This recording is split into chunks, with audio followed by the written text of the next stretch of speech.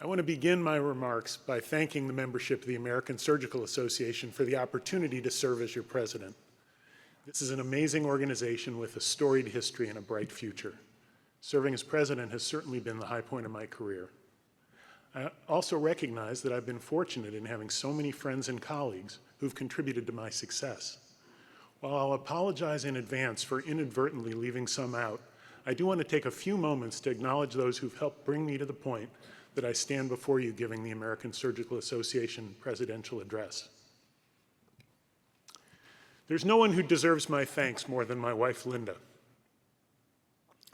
On the left is our wedding photo. Charlie showed that already. She was a beautiful bride. I actually think she's even more beautiful now. We met at Hopkins when I was an intern, and she was a fourth-year medical student. She's been instrumental in all that I've accomplished professionally, as well as being a great friend, partner, advisor, and mother to our children. She's also one of the best physicians I've ever met. She's sacrificed aspects of her own career to help support me and our family over the years, and I'm eternally grateful. I love you. I also want to thank our children, Catherine, Harrison, and Elizabeth, who are all here today.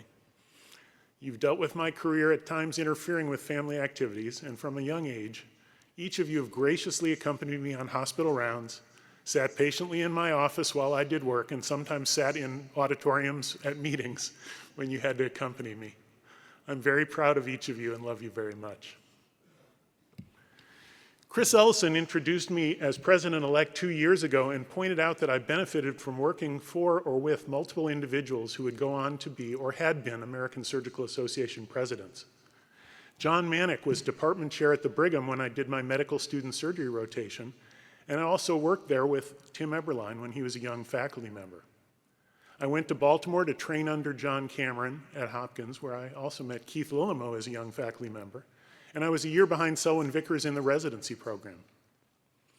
I took my first job at Washington University, having been recruited by Sam Wells, and when he left to go to the ACS, Tim Eberlein became my new chair.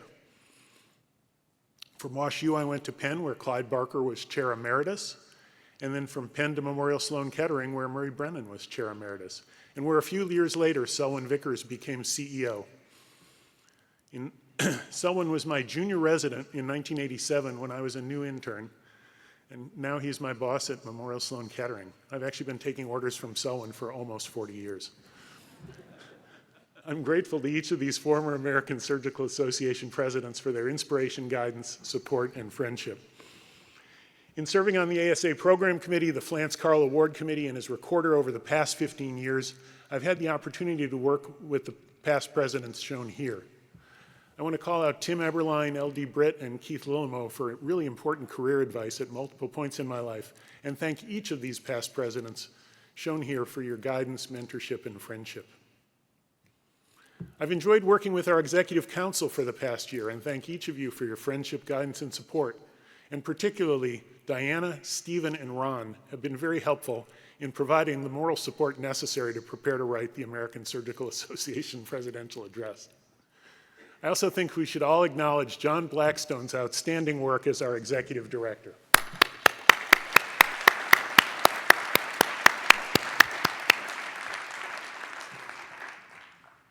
I also want to recognize those who I've worked with at Hopkins, WashU, Penn, and Memorial.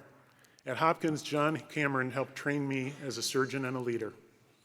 I was inspired by Keith and Charlie, who were young faculty members when I arrived as an intern, and who became my role models for evolving my own career as an academic surgeon. I also want to acknowledge John Niederhuber and Mike DeDolker for outstanding clinical training and mentorship in surgical oncology.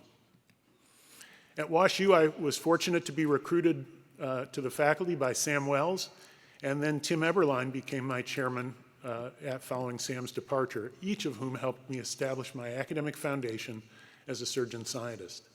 I also benefited enormously from working with Steve Strasberg as my division chief, Nat Soper as my senior partner, and David Linehan as my junior partner. At Penn, I joined Larry Kaiser's leadership team as his vice chair for research and learned a lot about leading a big department from working with Larry. I also had a number of close colleagues shown here. These individuals helped me in numerous ways as I evolved as department chair, and I'm grateful for their friendship. I particularly want to call out Doug Fraker, who was my medical school classmate an anatomy partner, and has been a good friend for 47 years. My Memorial Department of Surgery colleagues are shown here, and again, I won't name each of them, but I want to thank them for their friendship and good advice during my time in New York. There is no better group of cancer surgeons in the world, and I thank each of them. And now we can get to my talk. I have no disclosures. I want to share some thoughts on career paths for academic surgeons, and I'm going to begin not with a slide, but with a question. One I'd like you to sit with for a moment before you answer. When did you last feel genuinely excited about coming to work? Not proud or satisfied or competent. I hope every member of the American Surgical feels competent at their job. I mean excited. The feeling of doing something that feels like it was made specifically for you. If that feeling was immediate, if it arrived without hesitation, then you're fortunate, and I hope this talk reinforces why the choices you've made are right for you.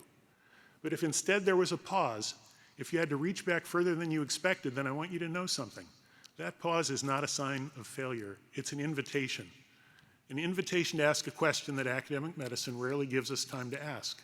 Not what kind of academic surgeon am I, but what kind of academic surgeon do I want to be? The peculiar condition of the academic surgeon. Academic surgery is a unique calling. We ask people to spend a decade or more in training, underpaid, under-rested, and perpetually evaluated, and then at the end of that process, we hand them an attending position and say, now figure out what you want your career to look like.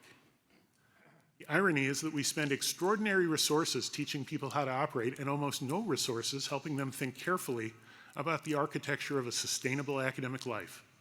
We teach technical skills with extraordinary precision. We're far less systematic about career design. According to the American College of Surgeons, burnout rates among surgeons hover between 30 and 40%, higher in academic settings where the demands are more layered. The most commonly cited drivers are not the operating room itself.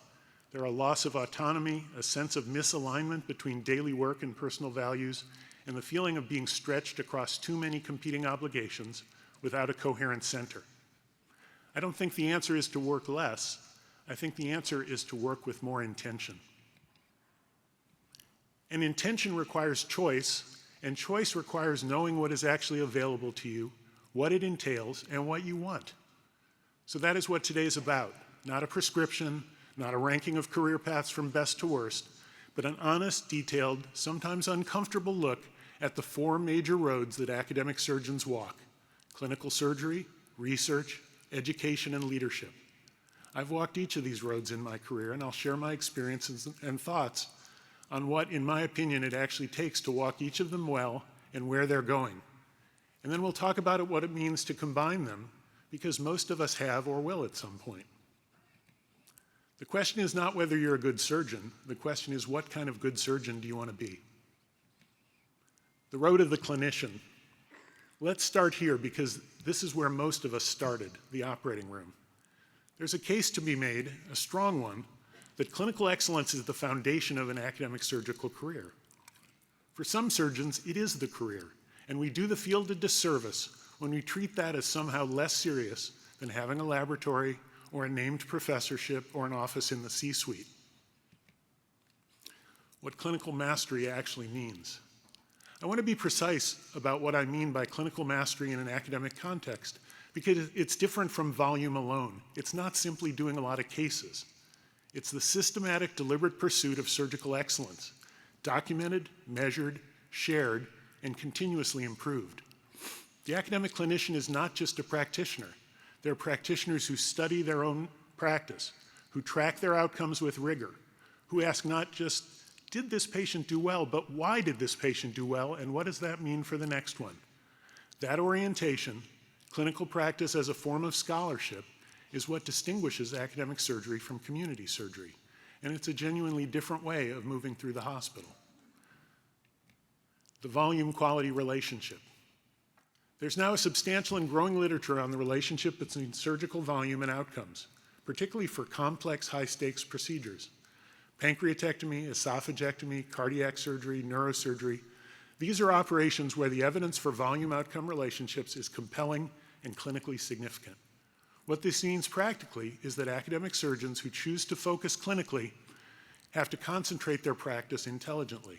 If you're going to be a clinical academic surgeon, go deep, not broad in your clinical focus. Become the person that referring physicians or other surgeons think of when they have a particular type of complex case they're not sure about. Quality improvement as scholarship. One of the most underutilized vehicles for academic productivity among clinically focused surgeons is quality improvement.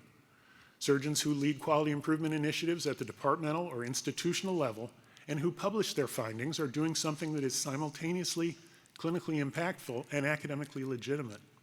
Promotion committees at major academic medical centers have increasingly come to recognize this. If you're a clinician at heart, QI methodology is a scholarly home worth exploring. The American College of Surgeons National Surgical Quality Improvement Program, NSQIP, provides a data infrastructure that, if used aggressively, can generate meaningful scholarly output without a laboratory. My friend and colleague Mike D'Angelica recently published a study in JAMA looking at perioperative antibiotic choices in pancreatic surgery.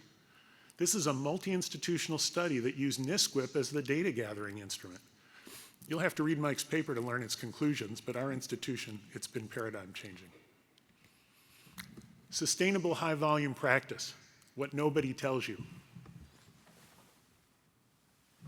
Dramatic pause. I want to say something here that often goes unsaid.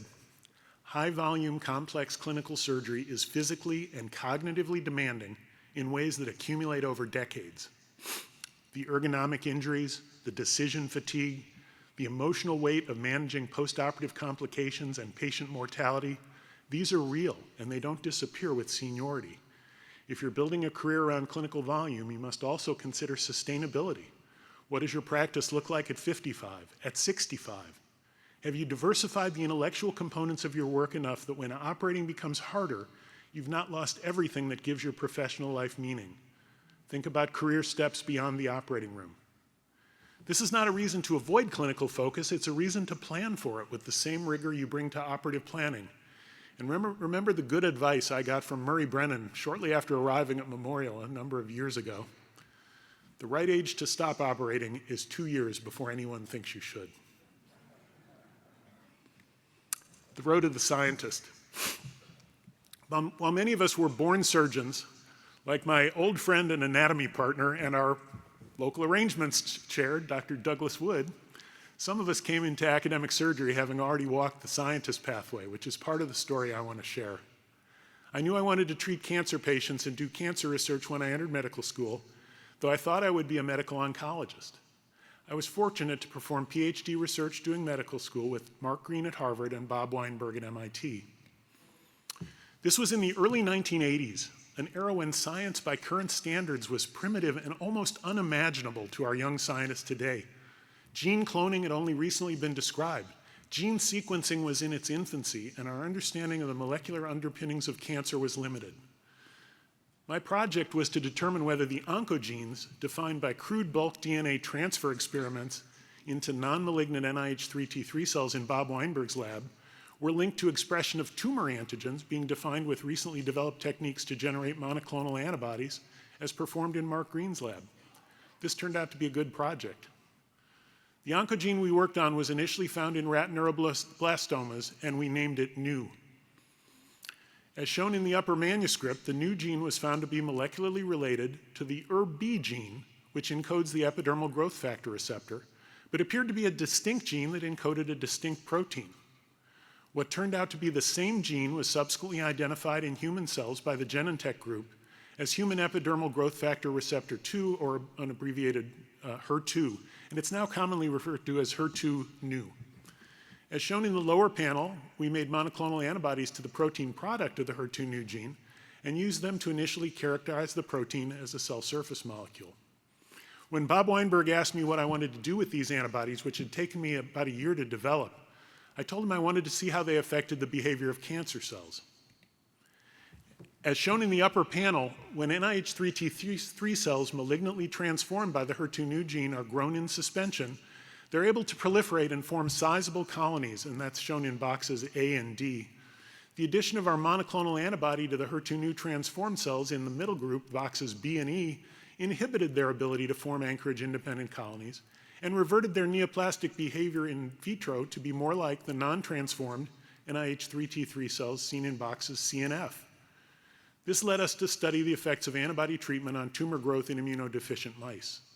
As shown in the lower panel, intravenous antibody treatment had a profound inhibitory effect on tumor growth. We subsequently showed that a cocktail of antibodies reactive with distinct domains of the HER2/neu protein could eradicate tumors in mice. I wrote my PhD thesis in 1986 and went back to finish my medical school clinical rotations just as Dennis Slayman, a medical oncologist at UCLA, was demonstrating that HER2/neu was amplified in some human breast cancer cells, and such amplification appeared to correlate with particularly aggressive breast cancer growth.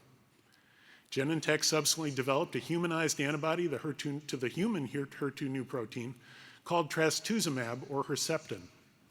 In clinical trials conducted over the next 15 years, the Genentech group demonstrated that single-agent trastuzumab, or the combination of trastuzumab with a second HER2/neu protein-directed antibody, pertuzumab, could enhance the treatment of metastatic breast cancer and significantly and permanently reduce tumor recurrence when used in the adjuvant setting. In fact, the evolution of HER2/neu-directed therapy has now resulted in the prognosis of HER2/neu positive breast cancer changing from being markedly worse to markedly better than other forms of breast cancer. Now, I want to be clear. We made our antibodies against a rat neuroblastoma protein, not human breast cancer cells.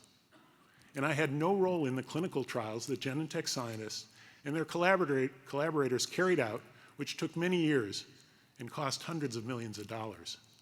But we did demonstrate that the HER2/neu protein was present on the cell surface and that antibodies targeting the HER2/neu protein could interfere with cancer cell growth in tissue culture and tumor growth in mouse models. So I think my role in the evolution of HER2/neu-directed treatment is kind of like that of the beaver shown in the foreground of this old New Yorker cartoon, talking to a rabbit in front of the Hoover Dam. It's probably hard to read the caption, but the beaver is saying, I didn't actually build it, but it was based on my idea.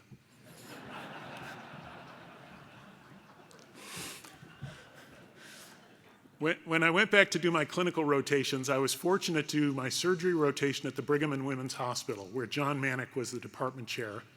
And I was assigned to work with Richard Wilson, chief of surgical oncology, and his colleagues Robert Osteen and Tim Eberlein.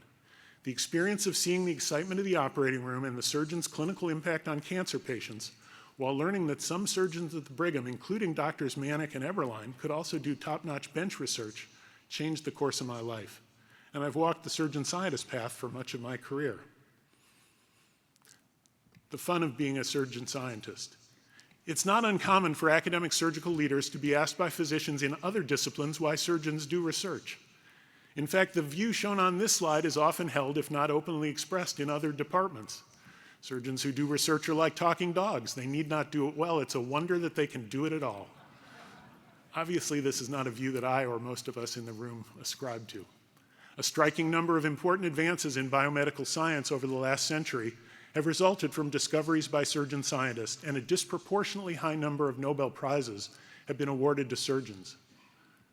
But in addition to the hope of benefiting our patients, most surgeon scientists will acknowledge they pursue research because it's fun. Stephen Hawking, the famous physicist, actually calls research joy.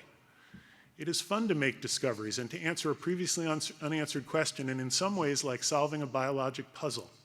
It's a very different form of professional satisfaction from that received on successfully completing a complex operation. And in this regard, surgeon scientists, I think, at times feel like the soothsayer in William Shakespeare's Antony and Cleopatra, saying, "In nature's infinite book of secrecy, a little I can read." The pipeline for surgeon scientists has been under pressure for decades.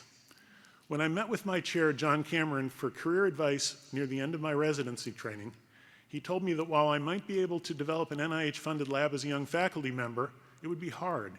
He shared that pay lines at the NIH were over 60% when he was a young faculty member, but they were only 20% or so at the time in the mid-90s. Despite the growth of the NIH budget since that time, pay lines have only gotten tougher. Furthermore, a recent study demonstrated that NIH-funded surgeon scientists as a percentage of all funded investigators have declined despite the overall growth of NIH funding. Surgeon scientists faced a host of challenges. Training programs are long, research protected time is difficult to negotiate, and often the first thing to be cut when clinical volumes rise. The dual demands of maintaining operative competency and running a productive laboratory are genuinely difficult to reconcile. And yet, the need has never been greater. Tumor immunology, transplantation, tissue engineering, minimally invasive and robotic surgery, outcomes research, implementation science, all of these fields benefit enormously from investigators who have firsthand experience in the operating room. If you're a surgeon scientist or are mentoring one or considering becoming one, the difficulty of the path is not a reason to turn away. It's a reason to walk it with your eyes open. Funding, the honest reality. Let's talk about money because nobody likes to, but everyone needs to. NIH funding rates have hovered between 10 and 20% for much of the last 2 decades.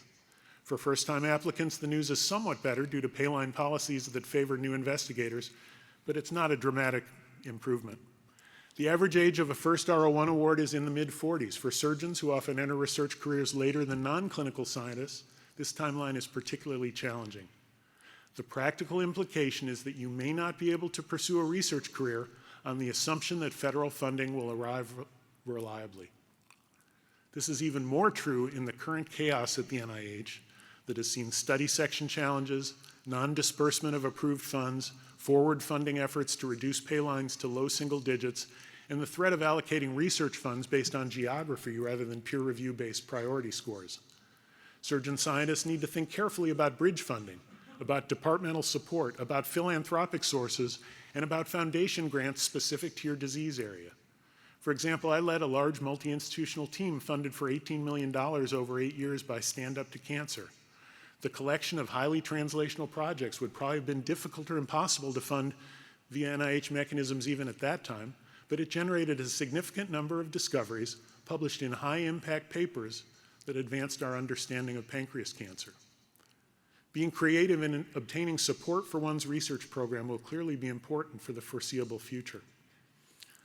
Maintaining clinical competency while running a lab.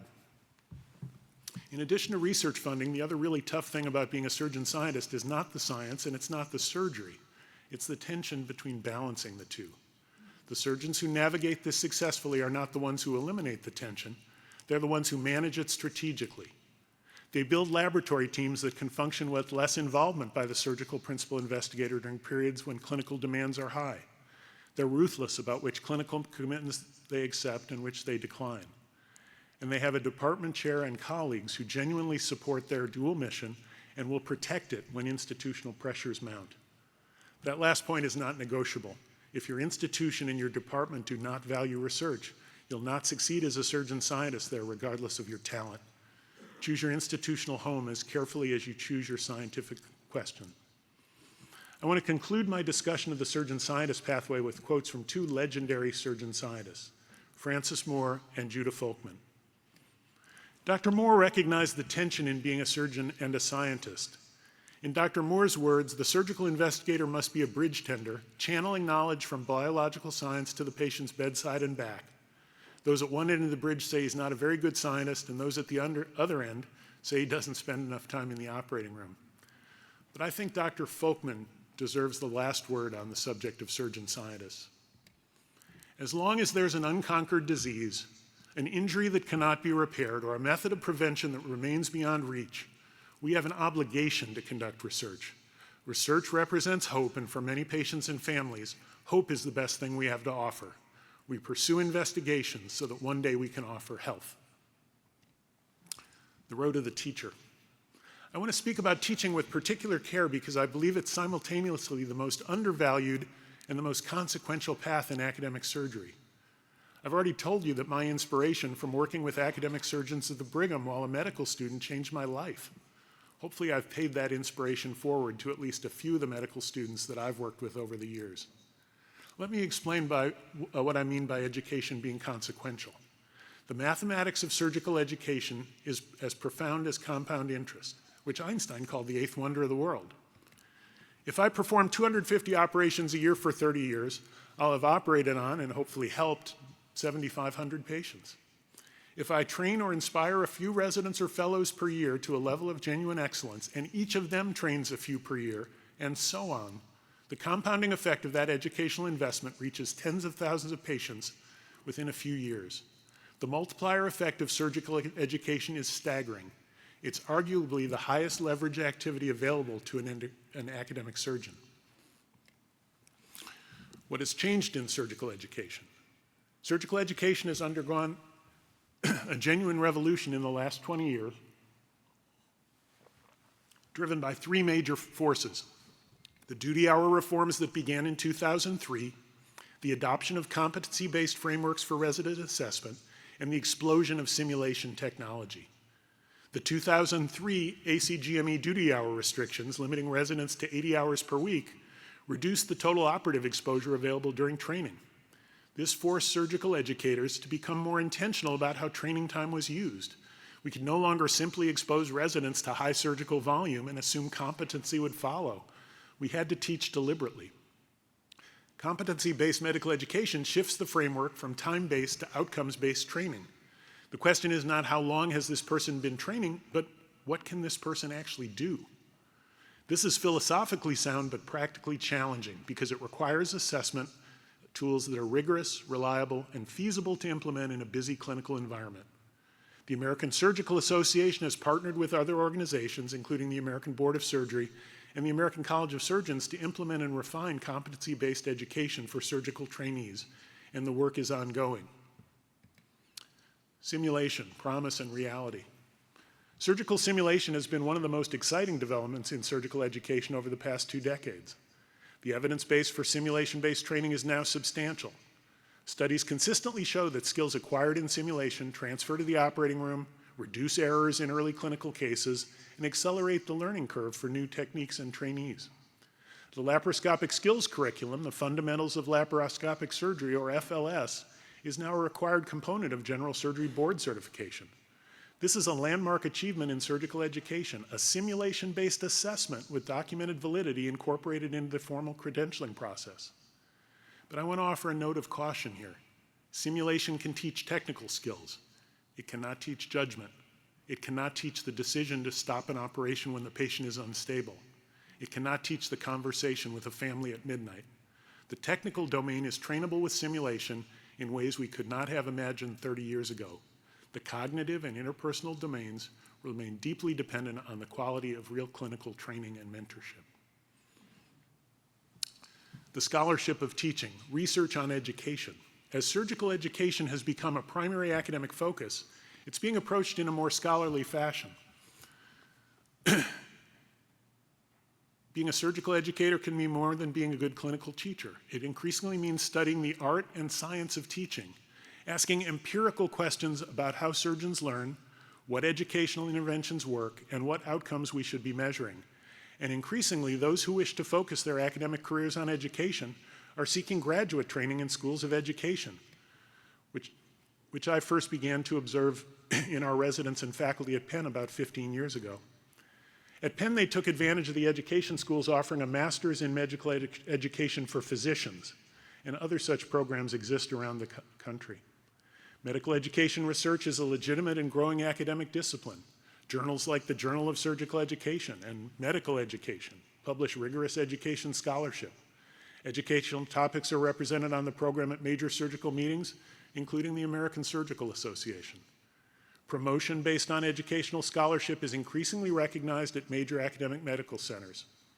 The academic clinician or clinician educator tracks at many institutions, including my own, provide pathways to promotion that do not require a traditional research portfolio, but they do require scholarship, peer-reviewed publications, educational leadership, curriculum development that has been adopted and evaluated.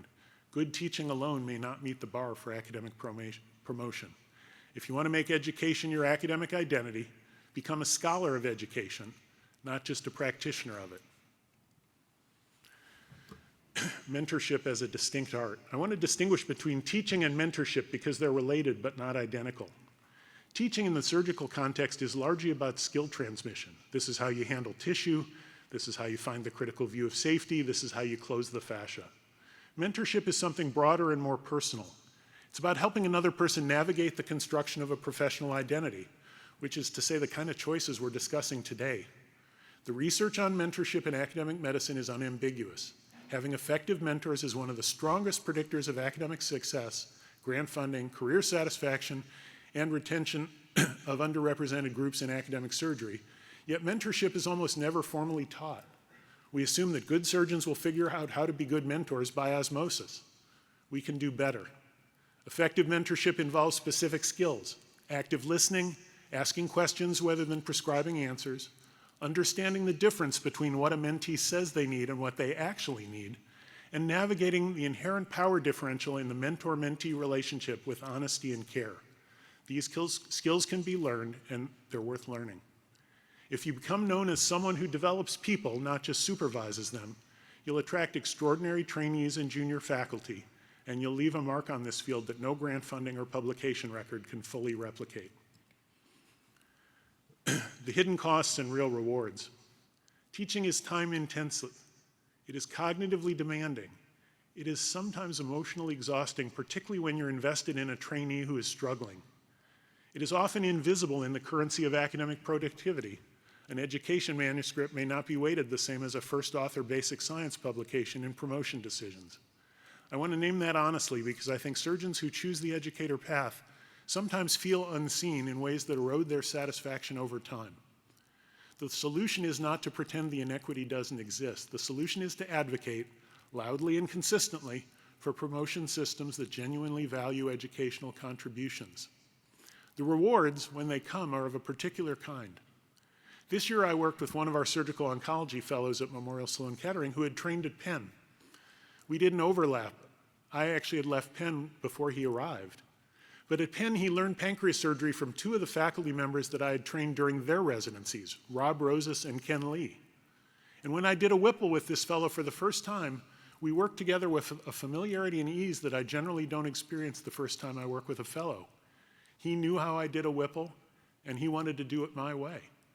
It was clear that my impact on my Penn trainees had transferred to our fellow during his training with them, which of course was very satisfying to see.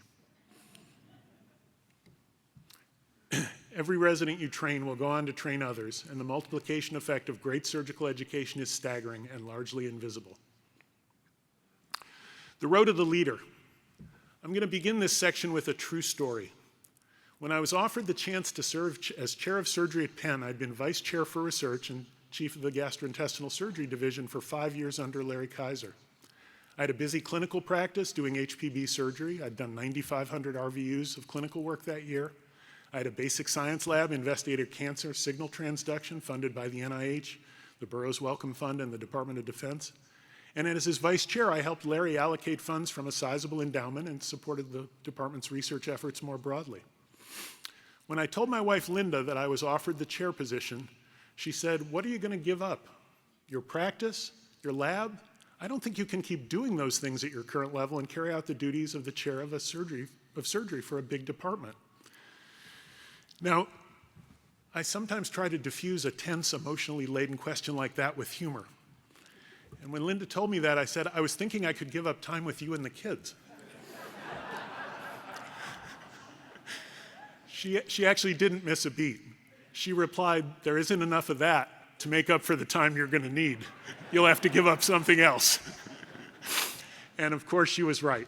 My personal laboratory focus did atrophy during my time as chair, though I continued to enthusiastically support the laboratory activities of my faculty members. In deciding to walk the leadership path, I stepped back on the surgeon-scientist path. The spectrum of surgical leadership. Leadership in academic surgery exists on a spectrum, from local to national. Surgical leadership can involve leadership roles within the department as a service or division chief, vice chair, or chair. It can involve taking on broader leadership roles in hospital or medical school administration. It can involve leadership of regional organizations, like the Philadelphia Academy of Surgery, founded in 1879 by Samuel Gross, the year before he founded the American Surgical, or national organizations, as Charlie mentioned, like the Society of Clinical Surgery, the Society of Surgical Oncology, or the American Surgical Association. Departmental leadership roles involve direct management of faculty, oversight of training programs, budget responsibility, strategic planning, and faculty development. They're the most directly impactful roles for the people in your immediate environment and often the first rung on the leadership ladder. At the institutional level, non-surgical leadership roles may include being chief medical officer, or in my case, serving as chief physician executive, Surgeons also increasingly serve as medical school deans, hospital presidents, or CEOs. These roles involve navigation of complex health system politics, relationship management with C-suite administrators, and advocacy for surgical and medical priorities in contexts where clinical values may compete with financial pressures. At the national level, in addition to society leadership, there are other leadership opportunities, including specialty board governance, accreditation body participation, government advisory roles, advocacy with payers and policymakers. These are roles that shape the field at scale: training standards, quality metrics, reimbursement policy, research funding priorities. Each type of leadership activity requires different skills and different investments of time. But what they share is a common requirement: the willingness to be accountable for outcomes that are not entirely within your control. Why surgical leadership matters more than we admit. The decisions made by surgeons in leadership positions shape everything: who is recruited, how resources are allocated, what culture exists in training programs, whether equity is actually pursued in patient care and training or merely aspirational in mission statements. The quality of surgical care in America is not determined solely by what happens in operating rooms. It is determined substantially by what happens in department chairs' offices, in medical executive committees, and in health system strategy sessions. And here's an uncomfortable truth: these rooms are going to be occupied by someone. The only question is whether that someone is a surgeon who thinks carefully about the values and evidence that should guide decisions about the future of surgery, or someone whose priorities are primarily financial or political or bureaucratic. Surgeons who choose not to lead cede that influence, which is their right, but it's a choice with consequences that extend far beyond their own careers. What leadership actually requires. Leadership literature in medicine tends toward the inspirational and the vague, and I want to be more concrete. Effective surgical leaders need to understand finance, not at the level of a CFO, but at the level of understanding the economic drivers of clinical practice, the margin implications of case mix and OR efficiency, the relationship between the academic research mission and clinical revenue, and the business logic of hospital-physician alignment. Surgeons who enter leadership without this understanding are consistently outmaneuvered by administrators who have it. They need to understand organizational behavior, how institutions change and how they resist change, the role of informal power structures alongside formal hierarchies, how to build coalitions, how to manage conflicts in ways that preserve relationships, how to deliver difficult feedback. These are teachable skills, and the evidence that leadership training improves leadership effectiveness is strong. Surgical leaders need emotional intelligence. This is a term that's been somewhat diluted by overuse, but captures something real: the ability to read the emotional dynamics of a room, to understand how others experience interactions with you, to regulate your own emotional responses under pressure. Surgeons are not typically trained in these domains. Many of us were selected and reinforced for the opposite: emotional suppression, confident authority, rapid, decisive action. These traits are assets in the operating room, but they can be liabilities in a leadership meeting. And perhaps most importantly, effective leaders need to know what they don't know. The most dangerous surgical leaders are the ones who translate the confidence of the operating room into every domain of their professional life. Intellectual humility is not a weakness in a leader. It's how leaders make good decisions with incomplete information, which is the condition under which many consequential decisions are made. Pursuing leadership development intentionally. The American Surgical Association sponsors leadership programs in conjunction with the Society of Black Academic Surgeons, the Association of Women Surgeons, the Society of Asian Academic Surgeons, and the Society of University Surgeons. The American College of Surgeons annually offers leadership and advocacy programs and Surgeon as Leader courses featuring structured curricula in surgical leadership development. The Association of American Medical College, the American Hospital Association, and various executive MBA programs offer pathways into health system leadership. I've been asked multiple times by rising leaders at my current and prior institutions whether an MBA is required to become a surgical leader, and in some cases I've financially supported their pursuing that degree. I do point out that I don't have an MBA degree, and many outstanding surgical leaders, including chairs, deans, and CEOs, similarly have not had such training. On the one hand, it doesn't seem to have been necessary for me, but on the other hand, who knows what I might have achieved if I'd earned an MBA. Colleagues who've pursued MBA degrees have expressed to me that they have found this useful and in some cases very useful. Obtaining an MBA may accelerate leadership development and reduce the learning by failing that is at times a costly step to becoming a leader. On the flip side, it generally requires 2 or more years of intense commitment on weekends and some weekdays that may interfere with other clinical and academic pursuits as well as family time. It is also not inexpensive for whoever pays the bill, the rising surgical leader or their department. Balancing the cost and benefits of pursuing an MBA, I believe, needs to be a carefully thought out individual decision. The personal cost of leadership, honestly stated. Administrative leadership in academic medicine is demanding. It involves meetings, more meetings than you can imagine. It involves navigating bureaucracies that move slowly. It involves being the person who delivers bad news to faculty whose performance is insufficient, to programs that are being restructured, to trainees who may not advance. It involves a particular kind of loneliness. As a leader, there are conversations you cannot have with your friends and colleagues because of confidentiality. There are decisions you cannot fully explain because of process constraints. There is a professional isolation that comes with the responsibilities of others' career and well-being that you may not have anticipated. I'm not telling you this to discourage you. I'm telling you this because the surgeons who thrive in leadership are the ones who go in with clear eyes and a genuine sense of purpose, who know why they're doing it, and can return to that reason when the meetings feel endless and the political issues are exhausting. If your reason for taking a leadership position is primarily prestige or title, it will hollow you out. Chip Shoba, in a talk I heard relatively early in my career, described the best leaders as being willing to shine by reflected light. If you always need the spotlight, you may fail. If your reason is genuine care for the success of people and patients in your system, it will sustain you. A corollary is expressed in this small plaque that my father had on his desk and which I've kept in my office for the last 30 years since he passed. There's no limit to the good a man can do if he doesn't care who gets the credit. Keep big picture goals at the forefront, and in achieving them, regardless of who gets the credit, you'll shine by that reflected light. I want to conclude my remarks on the road to the leader with the following thought. The quality of surgical care is not determined solely in operating rooms. It's determined substantially in the rooms where surgical leaders make decisions about resources, culture, and direction. The integrated career. We've talked about 4 roads, now I want to talk about the map. Because many of you, like me, will not walk just one of these roads. Most academic surgeons blend multiple domains across a career that may span 30 or 40 years. The question is not simply which road or roads to choose, but how to combine them, in what proportions, and how those proportions may shift over time. The portfolio model of an academic career. One useful framework is to think of your academic career as a portfolio, a collection of activities requiring different skills, each with different time horizons, different risk profiles, and different returns. Like a financial portfolio, a well-designed academic portfolio is diversified. You're not entirely dependent on any single domain for your sense of purpose, your scholarly productivity, or your professional identity. A purely clinical identity is high return in the short term, but vulnerable to the physical demands of aging and the emotional demands of high-stakes practice. A purely research identity is high ceiling, but high variance, depending on funding cycles and the inherent uncertainty of science.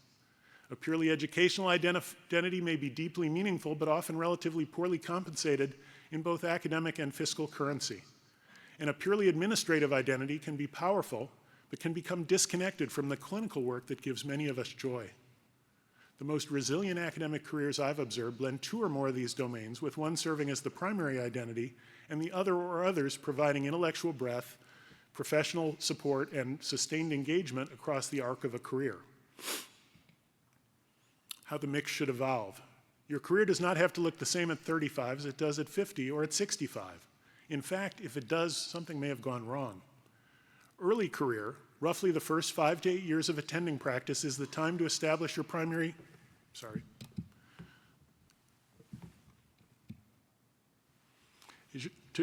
identity. Build your clinical volume, launch your research program, or establish your educational scholarly agenda. Demonstrate that you can produce at the level your institution requires. This period requires focus, which means saying no to things that do not serve your primary trajectory. The early career is also the time when many surgeons have families, and your family should receive as much of your focus as possible, though in many cases you will recognize it isn't enough. Having a surgeon in the family can be a challenge for other family members. My front row fans down here are nodding their heads. Your spouse or your partner did agree to spend their life with a surgeon, though they may not have fully understood what they were getting into, and your children didn't have a choice. Do your best to make it up to them. It'll never feel like you're able to do all the things with your family that you wish you could, but the effort to do as much as you can will be an investment that will reward you above any other. Keep trying. Mid-career, roughly 8 to 20 years out, is often the most creative and productive period for academic surgeons. Your clinical skills are at their peak, your research program, if you have one, has momentum. If you have enough institutional standing, you may be able to take on meaningful leadership roles, and this is the time to expand deliberately, to add a dimension that you deferred in early career, to take on a mentorship role with the next generation, to engage at the national level. Late career, the final decade or so, is the time to give back in ways that only accumulated wisdom makes possible. The most important things you do in late career may not be your own work. It may be the careers you launch or the successors you develop. This is not a diminishment. This is a different and arguably more important form of contribution. On equity and access to career paths. I cannot speak of career pathways in academic surgery without acknowledging that these possibilities are not equally accessible to all surgeons. Women in academic surgery continue to face structural barriers that are well documented and persistent. The leaky pipeline, whereby women who enter surgery in roughly equal numbers to men are progressively less represented at every senior level, is not a pipeline problem in the sense that the supply of talented women is insufficient. It's a structural problem.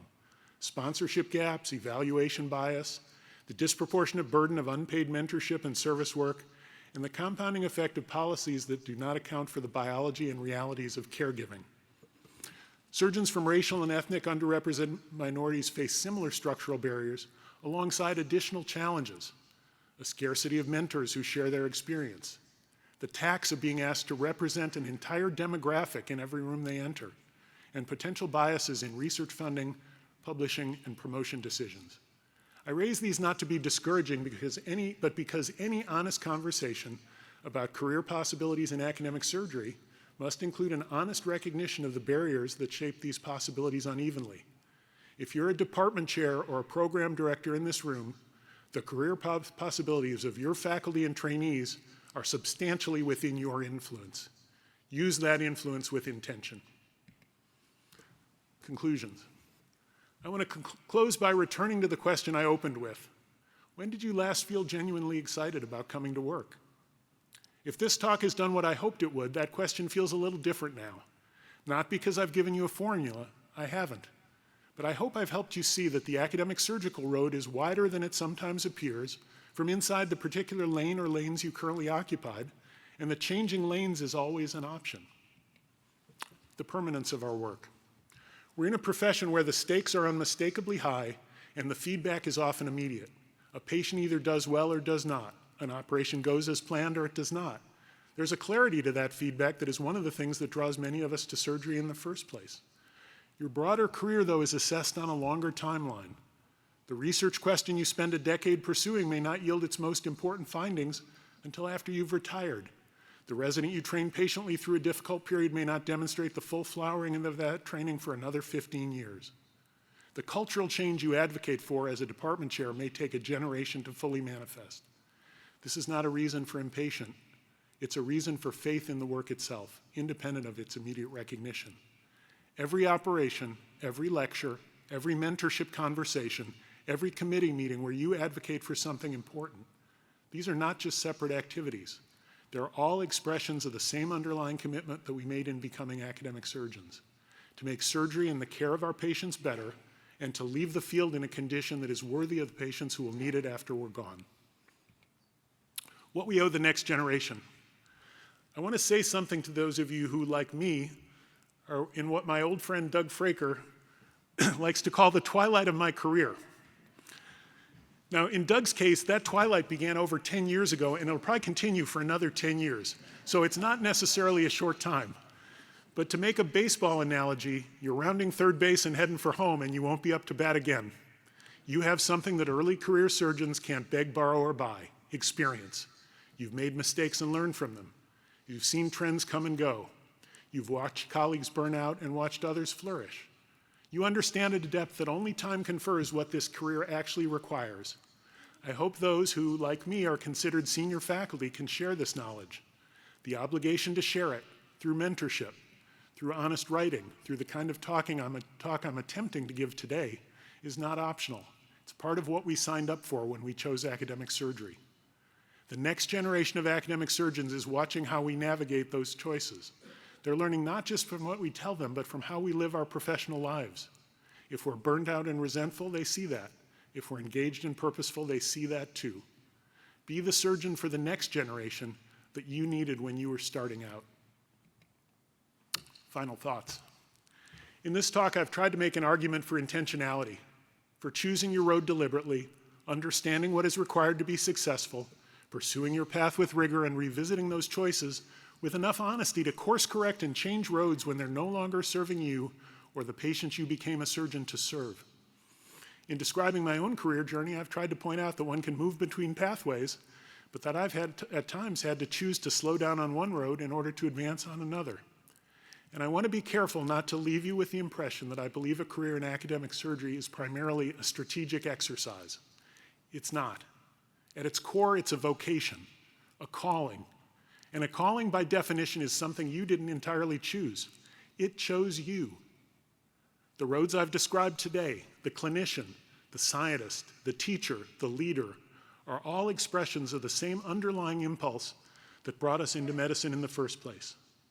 The desire to be useful, the belief that knowledge matters, the conviction that how we treat people at one of the most vulnerable times in their lives is a measure of who we are, and the hope that we can make a difference to our patients, our institutions, and our profession. Walk the roads of academic surgery with these convictions, and walk them with the willingness to change direction when the evidence or the opportunity tells you that you should. And walk them with the knowledge that as academic surgeons, we're part of a calling much larger than any single career or any single institution. We're part of a tradition of healers and scientists and teachers that extends back centuries and will extend forward, if we do our work well, for centuries to come. That, my friends, is a calling worth honoring. Thank you.